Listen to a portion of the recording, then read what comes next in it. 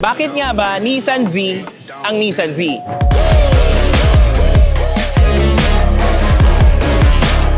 Alam nyo ba na ang Nissan Z ay galing sa Datsun dati?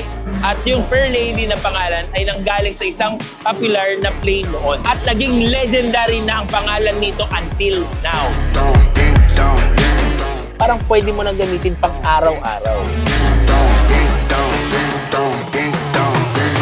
So ngayong PIMS, itong latest generation ng Nissan Z ay meron ng 3.0 V6 twin turbo paired with 9-speed automatic transmission. So sa infotainment system naman tayo, meron siyang Bose speaker guys. Sobrang sulit, sobrang ganda. Itong Nissan Z paired with Nissan brakes guys. Sobrang lakas ng brakes na yun. Nakita nyo naman sa dating video natin.